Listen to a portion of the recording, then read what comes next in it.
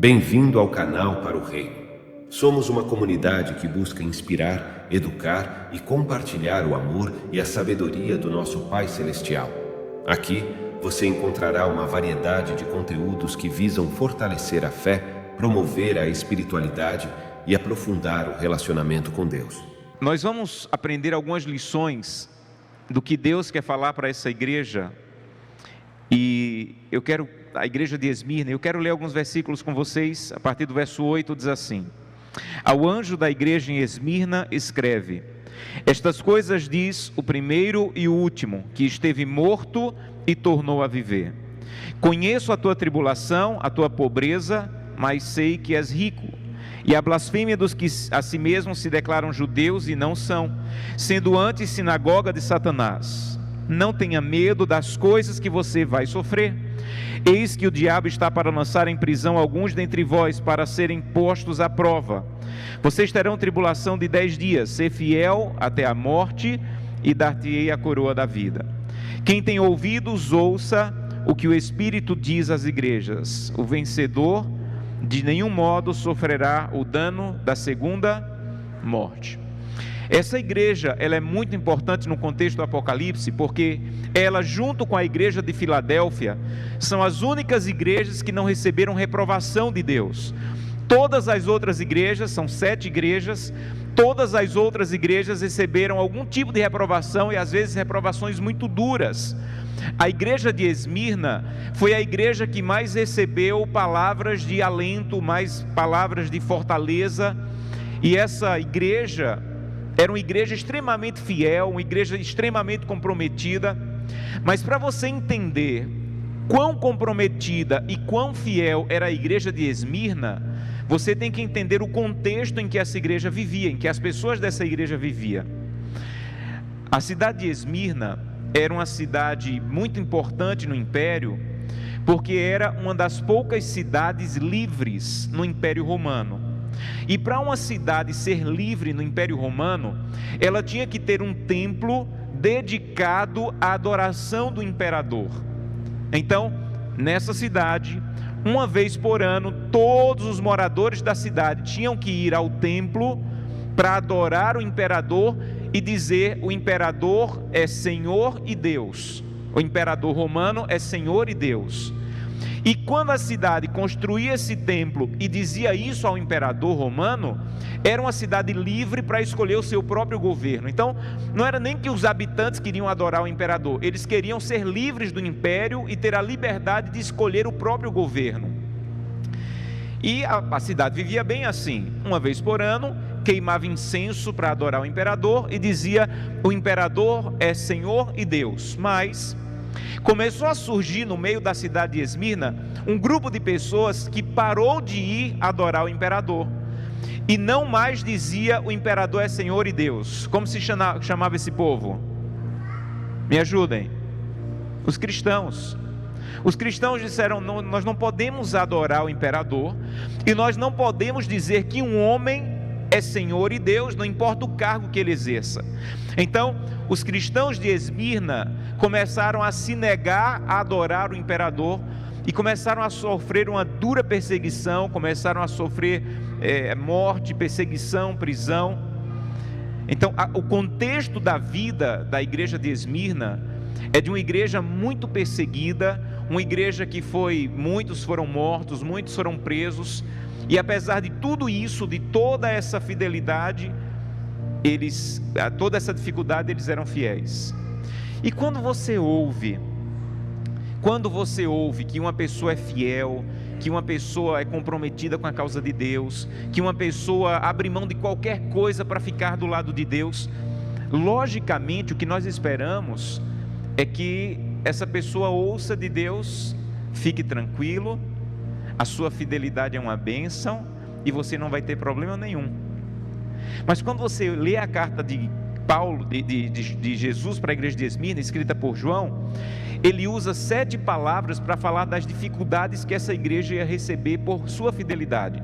Eu não sei se você gosta de marcar sua Bíblia, mas se você gosta, marca na tua Bíblia aí as 7 coisas que Esmirna iria receber apesar da sua fidelidade.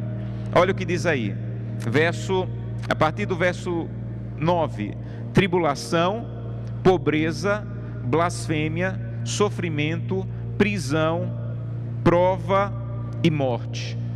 Vou repetir: tribulação, pobreza, blasfêmia, sofrimento, prisão, prova e morte. É a perfeição do sofrimento. Como é que alguém, é até lógico que isso aqui estivesse escrito para a igreja de Laodiceia, por exemplo, a igreja morna, ou estivesse escrito para a igreja de Tiatira, a igreja que fazia coisas infiéis a Deus, mas não para a igreja de Esmirna. O que se espera que fosse dito para a igreja de Esmirna: Esmirna, fica tranquila, você é muito fiel, você não vai ter problema, você não vai ter dificuldade, você não vai sofrer nenhum dano. Mas a verdade, amigos, e a primeira lição dessa noite, é que a fidelidade e o compromisso com Deus não é uma moeda de troca para não ter problemas. E isso é uma das coisas que mais me encanta no cristianismo. O que mais me encanta no cristianismo é Deus dizer assim: olha, eu não vou te enganar, nesse mundo vocês vão ter aflições, eu não vou te enganar. Eu não vou dizer para você que a tua fidelidade você pode trocar por bênçãos apenas, que a tua fidelidade vai isentar você de problemas. Você vai ter dificuldades, e talvez, por se colocar em oposição ao inimigo, você enfrente até mais problemas, porque ele estava tranquilo com você até o dia que você aceitou Jesus Cristo como teu Salvador. Às vezes eu temo que alguns de nós adventistas pensamos muito, ou buscamos muito assuntos sobre a perseguição. Eu lembro que quando eu era criança, eu sou do interior de Pernambuco, e lá na cidade de Pesqueiro, eu sou natural dessa cidade, um dia alguém foi fazer uma vigília sobre a perseguição, e eu acho que a pessoa pensou o seguinte: quanto mais eu assustar esses jovens e juvenis, melhor vai ser. Quanto mais assustar, mais eles vão ficar firmes na igreja. E ele fez bem o trabalho. A vigília inteira ele falou sobre a perseguição, mas ele assustou tanto que teve gente na igreja que passou 3 dias sem dormir com medo da perseguição. E quando eu começo a estudar a Bíblia, eu percebo que esse não é o objetivo bíblico. O objetivo das profecias não é assustar, é dizer: você vai enfrentar dificuldade, mas você tem um Deus que vai estar do teu lado. Então não importa o tamanho das dificuldades, você vai enfrentá-las, desde que você esteja caminhando com Deus, que pode te ajudar a enfrentá-las.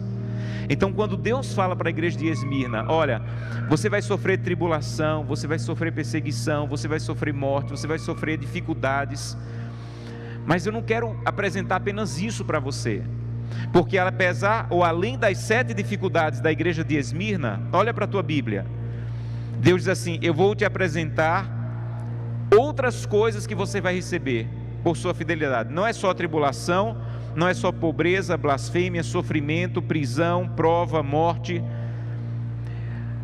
Aqui também apresenta 7 coisas que você recebe e que só a fidelidade, o compromisso com Deus podem te dar. A primeira coisa está no verso 8: estas coisas diz o primeiro e o último, que esteve morto e tornou a viver. Quem é que esteve morto e tornou a viver? Jesus. Então sabe quem é que vai falar com a igreja que está em sofrimento? Jesus não manda um anjo, Jesus não manda um profeta, o próprio Jesus se aproxima de quem está sofrendo para dizer assim: olha, eu estou aqui e quero falar com você. Eu não vou mandar um anjo falar com você, eu não vou mandar um profeta falar com você, eu mesmo posso falar com você. Eu não sei se eu estou falando essa noite para alguém que está enfrentando um momento de dor, de tribulação, de angústia, de sofrimento. E a primeira coisa que a igreja de Esmirna recebe no meio do sofrimento é um Jesus que se aproxima. E eu não sei se em algum momento da sua vida, ou nesse momento, vocês não estão precisando experimentar esse Deus que se aproxima para dizer assim: olha, eu quero falar com você, eu quero falar com você, eu posso me aproximar de você, eu posso me aproximar de você e dizer que eu estou disposto a falar contigo. Cada vez que você abre sua Bíblia, cada vez que você se ajoelha, é uma oportunidade desse Deus, o Senhor Jesus Cristo, se aproximar e falar com você. Então toda vez que você tiver o seu momento de devoção, Vá para esse momento dizendo: Santo Deus, olha o meu sofrimento, olha a tribulação, olha a dor, e eu quero que o Senhor se aproxime, eu quero que o Senhor fale comigo agora. Ao longo da minha vida, eu tive a alegria de experimentar isso várias vezes. Em meio ao sofrimento, em meio a um momento de angústia, ter a certeza de que havia um Deus que estava próximo de mim, dizendo: eu estou aqui. Então, primeira bênção, Ele se aproxima e fala. Segunda bênção, o verso diz: eu conheço a tua tribulação, eu conheço. Eu conheço. Há 18 anos minha mãe faleceu, e outro dia apertou uma saudade tão grande dela, e eu liguei para um amigo, fazia um tempo que eu não falava com esse amigo, e disse assim: como eu estou com saudade da minha mãe hoje. E ele disse assim: olha, eu sei o que você está passando, a gente faz um tempo que não se fala, e eu não tive a oportunidade de dizer, mas há 6 meses a minha mãe faleceu. Eu sei o que você está passando. E a gente chorou junto, e a gente orou junto. E é diferente quando alguém ouve o teu sofrimento e diz assim: eu sei o que você está passando. Se esse meu amigo tivesse a mãe ainda viva e dissesse assim: olha, eu sei o que você está passando, eu acho que eu tinha desligado o telefone. Ele tinha dito: olha, é até um desrespeito você querer dizer que sabe o que eu estou passando se tua mãe está viva. Mas o que Jesus está dizendo é: eu sei o que você está passando, porque eu conheço a tribulação, eu conheço a dor. Você se sente traído, eu conheço a traição. Jesus fala. Você se sente ferido, eu conheço a ferida. Você se sente magoado, eu conheço a dor da mágoa. Já sofri isso. Então Jesus se aproxima para você e diz assim: eu sei o que você está passando, eu conheço. Então não é apenas tribulação, não é apenas pobreza, não é apenas morte, mas ele diz assim: eu conheço. E ele ainda diz o seguinte: não temas, não temas, porque eu me aproximo de você, e porque eu conheço. Jesus diz: não temas. E ele diz: seja fiel, a fidelidade está disponível. E ele diz: eu vou te dar a coroa da vida. Quando João escreveu esse texto, na língua que ele escreveu, existiam 2 palavras para coroa que João poderia usar. Uma era uma palavra chamada diadema, na língua que a Bíblia foi escrita, que é uma coroa que o imperador usava por ser imperador. Ele é imperador, agora usa a coroa, diadema. E havia uma outra coroa chamada Estéfanos, que era a coroa que ele usava apenas quando voltava da batalha, depois da vitória. Era a coroa que o gladiador ganhava depois da vitória, que o atleta ganhava depois da vitória. Então ele poderia usar uma das 2 palavras, ou diadema, a coroa do dia a dia, ou Estéfanos, a coroa que era ganha depois da vitória. Que palavra vocês acham que ele usou? Estéfanos. Você vai ganhar uma coroa, mas ela vai ser dada depois da luta. Há uma coroa disponível, mas ela vem depois da luta. Então, Jesus Cristo se aproxima para falar com você.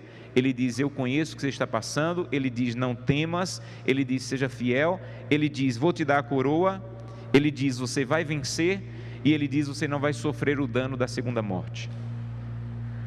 Então, o belo da igreja, da carta para a igreja de Esmirna é: não há apenas tribulação, sofrimento e dor.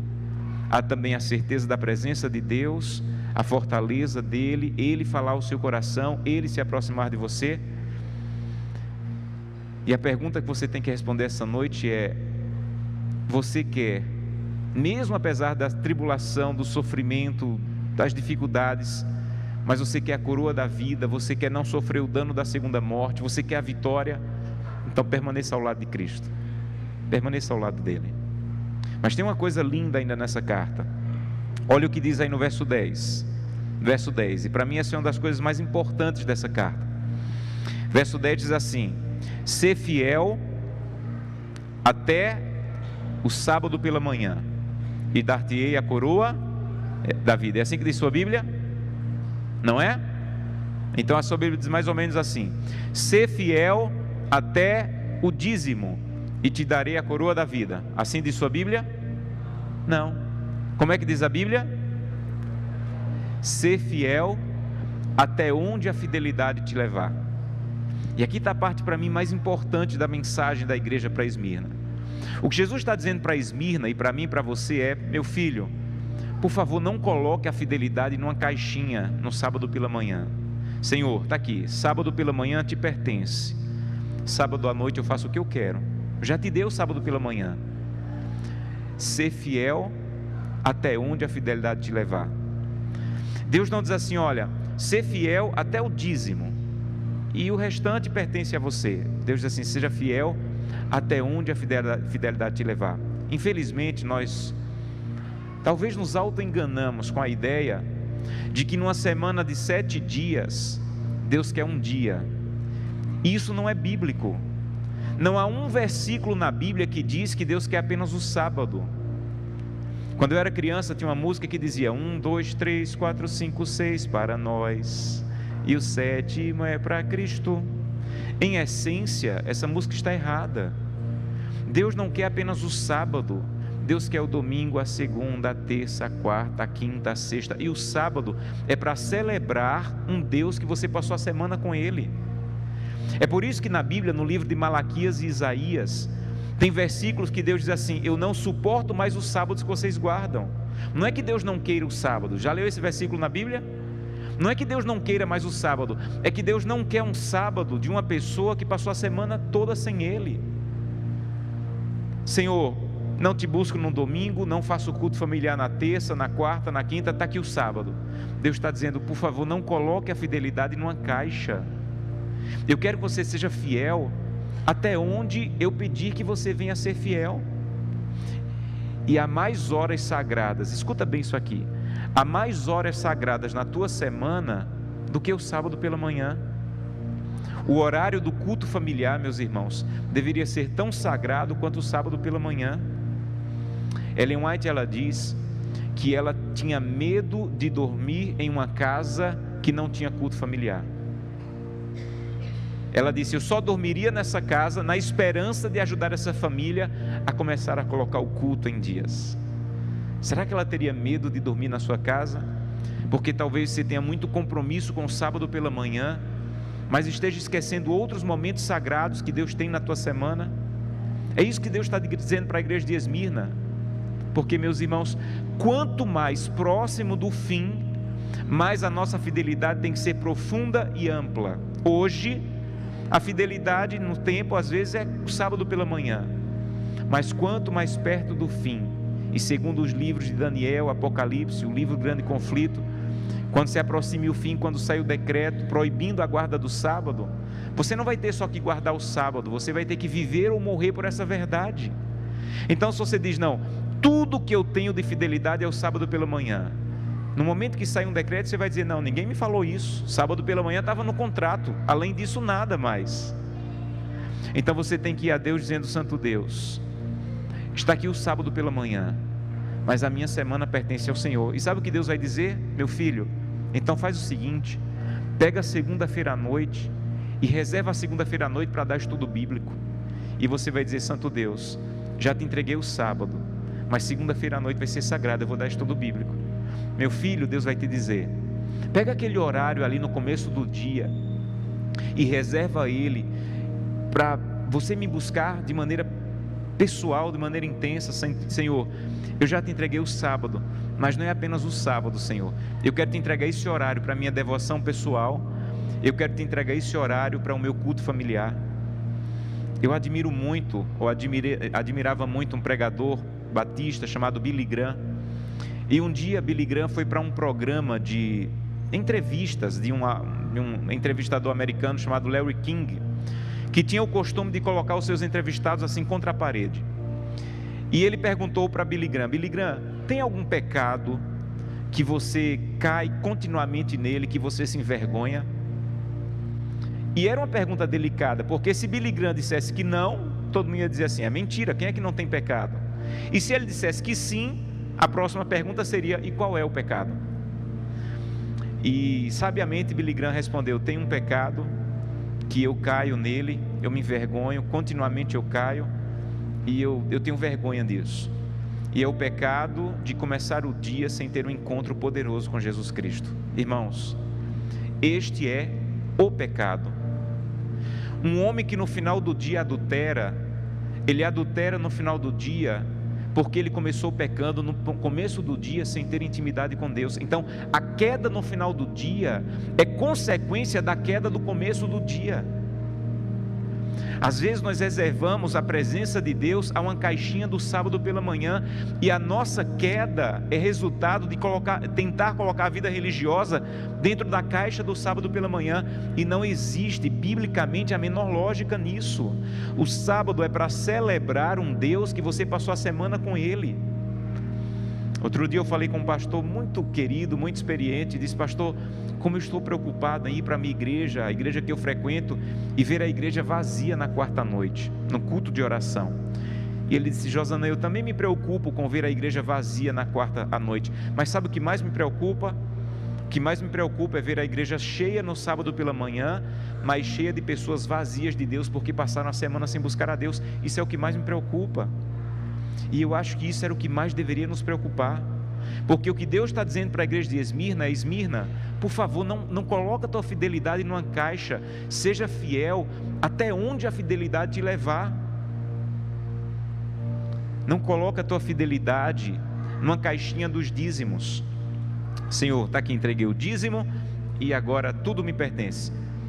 Você vai entregar os dízimos e as ofertas, e você tem que dizer: Santo Deus, eu não quero ser fiel até o dízimo e a oferta, tudo pertence ao Senhor. E Deus vai se aproximar de você e vai dizer: meu filho, você já entregou o dízimo e a oferta, mas faz o seguinte, compra 2 cestas básicas, coloca na mala do carro, porque eu vou mandar alguém com fome para que você entregue. Senhor, eu já entreguei o dízimo, eu sei, mas tem mais dinheiro sagrado na sua conta corrente do que o dízimo e a oferta. É isso que Deus está dizendo para a igreja de Esmirna. Não limite a fidelidade a um dia, não limite a fidelidade a um valor. Seja fiel até onde a fidelidade levar você. Outro dia eu visitei um empresário em um estado aqui do Brasil. Ele tem 70 lojas de móveis, e ele colocou uma regra na loja dele. A regra é a seguinte: nenhuma loja pode abrir para o público sem ter um culto na loja. Então toda a loja dele tem uma mesinha na entrada, com inários, com Bíblia, com meditação. E antes, não é que os funcionários chegam antes da hora, chegam na hora de iniciar, mas antes de abrir a loja para o público, eles têm um culto. E um dia ele disse que estava viajando com a esposa para visitar, da cidade dele, para visitar uma loja, e no caminho ele disse para a esposa: olha, nós vamos passar em uma cidade que nós temos uma loja, exatamente na hora do culto, vamos entrar e vamos fazer o culto com eles. Eles nem sabem que a gente vai passar lá hoje, mas como a gente vai passar na hora do culto, vamos fazer o culto com eles. Ele disse que quando chegou na loja, na hora do culto, a loja já estava aberta, já tinha gente comprando. Ele chamou o gerente e perguntou: olha, vocês já fizeram culto mais cedo? E o gerente disse: não, é que a pessoa que abre a loja chegou um pouco atrasada e eu não quis atrasar mais, e a gente não fez o culto hoje não, nós já estamos vendendo. E ele disse assim: então fecha a porta e vamos fazer o culto. Mas já tem gente comprando, atende quem está aqui, fecha a porta da loja e vamos fazer o culto. E nunca mais abra a loja sem que o verdadeiro dono seja adorado. Eles atenderam as pessoas, fecharam as portas da loja e fizeram o culto. Isso não é coisa de guardador de sábado. Ele já fechava as lojas no sábado. Isso é coisa de quem entendeu que Deus tem mais horas sagradas do que o sábado pela manhã. E a minha pergunta para você essa noite é: você já entendeu isso? Você já entendeu que Deus quer levar a sua fidelidade até onde Ele queira levar? Ele disse para a igreja de Esmirna: Esmirna, você está disposta a levar a fidelidade até onde? E a pergunta para você essa noite: até onde você está disposto a permitir que Deus leve a tua fidelidade? O convite de Deus para mim e para você é: busque a Deus, dependa de Deus, caminhe com Deus, porque quanto mais perto do fim, mais a nossa fidelidade tem que ser parecida com a fidelidade de Esmirna. Ser fiel até onde a fidelidade te levar, e dar-te-ei a coroa da vida. Mas tem o último pensamento, e eu quero terminar com ele. O último pensamento, ainda nesse texto, verso 10: não temas as coisas que tens que sofrer. Eis que o diabo está para lançar em prisão alguns dentre vós, para ser dispostos à prova, e tereis tribulação de 10 dias. O que Jesus está dizendo para mim, para você e para a igreja de Esmirna é: a tribulação, ela é real mas é limitada. Eu sei até onde ela vai. A tribulação ela é real, mas eu sei até onde eu vou te levar. Eu não sei há quantos dias, ou há quantos anos, ou há quantos meses você está vivendo uma tribulação no teu casamento, com os teus filhos, mas o que Deus está dizendo é: eu sei até onde ela vai, eu sei quando chegar ao fim. Então não desista. Não desista do seu casamento, não desista da sua família, não desista dos seus filhos, não desista da sua vida, porque a tribulação ela é real, mas é limitada. Deus não diz assim: olha, você vai sofrer e eu não sei até quando. Ele diz: você vai sofrer, mas no seu caso, Esmirna, você vai ser posto à prova por 10 dias. Ela é real, a tribulação vai acontecer, mas eu sei até onde vou levar. Eu sei quando colocar fim, eu sei quando terminar, eu sei até onde você vai ao meu lado suportar. Então a tribulação vai chegar ao fim. E uma das coisas que mais me ajudam, me confortam, é saber, meus irmãos, que a tribulação é real, mas tem data no coração de Deus para chegar ao fim. Eu creio com toda a convicção do meu coração que logo, logo vai chegar o momento que nós vamos derramar a última lágrima, logo, logo vai chegar o momento que nós vamos ver o último sofrimento, vamos ter que encarar o último funeral. A tribulação vai chegar ao fim. Eu não sei em que momento você está da sua tribulação. Há um homem chamado pela Igreja Católica de Santo Agostinho, que ele dizia assim: se você hoje não está enfrentando nenhuma tribulação, nenhuma tempestade, fique tranquilo, porque elas estão a caminho. E é verdade, né? Assim é a vida. Se você não está enfrentando nenhuma tempestade hoje, fique tranquilo, porque elas estão a caminho. A tempestade sempre chega, mas junto com a tempestade vem a presença de Deus dizendo assim: olha, eu sei até onde, eu sei quando vou pôr fim a esse sofrimento. Segura bem firme ao meu lado e eu vou te ajudar. Uma das experiências que mais me ajudaram a entender isso foi um momento em que eu estava de férias e alguém me chamou e disse: pastor, olha, nós descobrimos que você está de férias aqui na cidade, e desculpe incomodar nas férias, mas uma senhora faleceu. Ela não é adventista, mas a filha é. Essa senhora que faleceu tem 3 filhos, e os 2 filhos não são da igreja, só a filha é da igreja. E a filha pediu por tudo para a gente conseguir um pastor para fazer o culto fúnebre da mãe dela. O nosso pastor também está de férias, está fora. Descobrimos que o senhor está aqui, o senhor pode interromper as férias e vir fazer o culto fúnebre. E eu fui, não conhecia praticamente ninguém, mas eu vi tanto desespero. Um dos filhos dela se agarrava num caixão e gritava: eu quero morrer, eu quero morrer. O outro desmaiou e socorreram ele. E quando ficou um pouco mais calmo, eu abri a Bíblia, fiz uma reflexão bíblica, e quando eu terminei a reflexão, do lado do caixão, uma jovem levantou a mão e disse assim: pastor, agora eu vou cantar. E ela abriu o inário, e do fundo do coração ela começou a cantar: sob suas asas estou confiante, sob suas asas seguro eu estou, descansarei, descansarei, sob suas asas divinas. E ela cantou tão do fundo do coração que todo mundo começou a chorar, inclusive eu. E eu perguntei para uma senhora que está do meu lado: quem é essa jovem que está cantando? E ela me disse: é a filha, pastor. Era a mesma mãe, era a mesma perda, era o mesmo sofrimento, mas não era o mesmo relacionamento com Deus. Enquanto os irmãos estavam pedindo para morrer, ela estava pedindo para cantar. É isso que a fidelidade tem que fazer por nossa vida. A fidelidade, o caminhar com Deus, a intimidade com Deus tem que funcionar nesses momentos. Só que a gente não começa a caminhada nesses momentos, nós temos que começar agora.